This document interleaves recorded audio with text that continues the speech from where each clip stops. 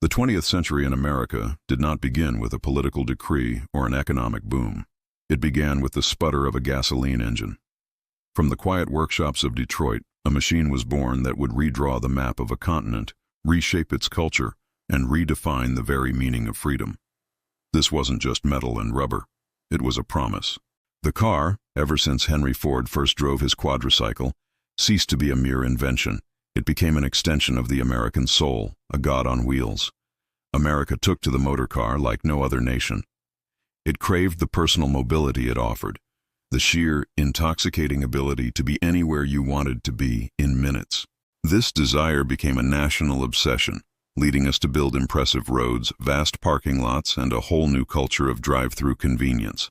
It fundamentally changed how we shopped, how we dated, and how we lived. We embraced the car, but in truth, the car embraced us, weaving itself into the very fabric of the American dream. 2. The Ford Revolution, democracy on wheels. The true transformation began not with the invention of the car, but with its democratization. Henry Ford's genius lay not only in engineering but in economics and production management. He realized a simple but profound truth. The more cars he built, the cheaper he could sell each one. The result was the Model T. Affectionately nicknamed the Tin Lizzie, it was simple, rugged, and critically affordable. Its price dropped every year, a tangible sign of its revolutionary production system. By 1918, a staggering half of all cars in America were Model Ts. Ford's impact was felt far beyond the factory floor. To maintain efficiency and reduce worker turnover, he implemented the radical 5-a-day program in 1914, more than doubling the minimum daily pay. He was criticized by Wall Street, but Ford proved his point.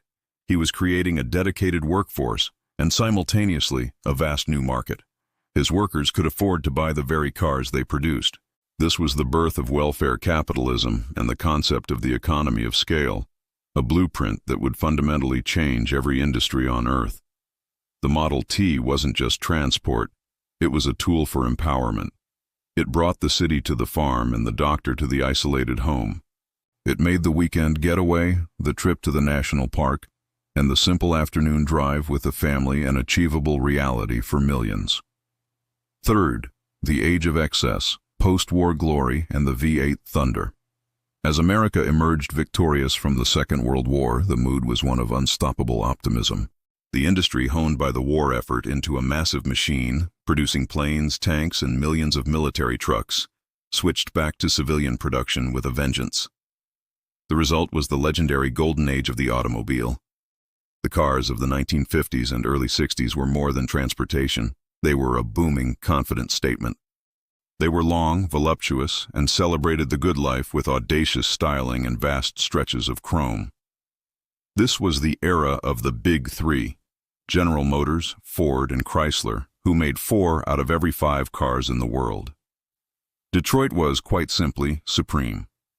This supreme confidence birthed an obsession: power. The development of the Ford V8 engine became almost universal across the U.S. motor industry. These big, rumbling engines were the foundation of a national obsession: the muscle car. It was a blend of aggressive style, raw speed, and affordability. Iconic names like the Ford Mustang, the Pontiac GTO, and the Chevrolet Camaro roared onto the scene. These machines were the embodiment of youth culture and rebellion, built for the drag strip and the open highway. They offered maximum emotional impact, selling pure performance and the feeling of unlimited potential. The era climaxed with concept cars like the futuristic Buick LeSabre and the magnificent Cadillac Eldorado Brougham, showcasing air suspension, memory power seats, and a luxury that soared into the stratosphere. The American car was a work of art, a technological marvel, and a visceral experience.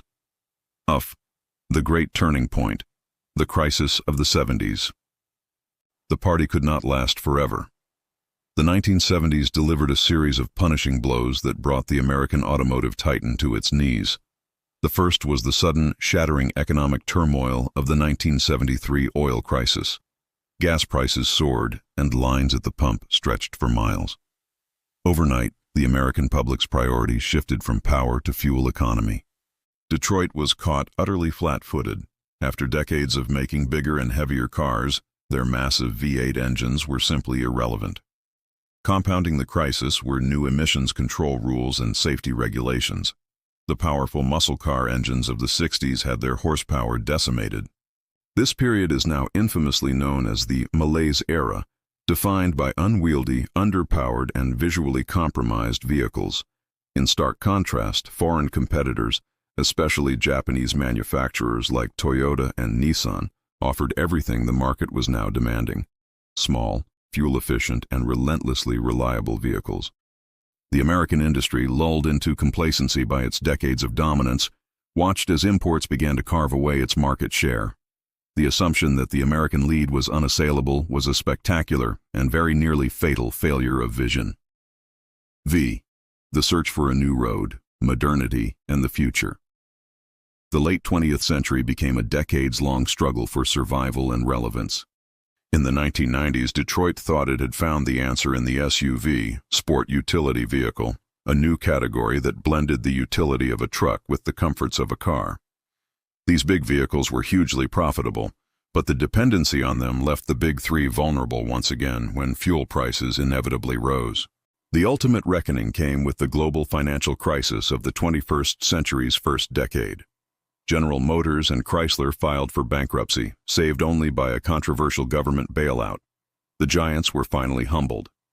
But crisis often fuels innovation. The humbling of Detroit forced a radical shift in perspective. The focus is no longer on brute force, but on smart power and sustainability. Today, the spirit of American ingenuity is found in vehicles like the Chevrolet Volt, a viable plug-in electric hybrid that redefines range anxiety, and concepts like the hydrogen-powered drive-by-wire high-wire. The ultimate evolution of the car is happening now, moving away from gasoline and towards electric platforms and fuel cells. The future promises a vehicle that is cleaner, smarter, and ultimately more aligned with a sustainable world. We have come a long way since the Model T. The car has given us freedom, shaped our cities, and defined generations. It has been a mirror reflecting our nation's power, excess, and resilience. But as the age of the roaring V8 fades into history, we are left to ponder the next act of this American saga. The road ahead is immense, open, and paved with new technology. If the original American dream was built on the deafening sound of a powerful engine, what will be the soundtrack of our new, silent, electric future?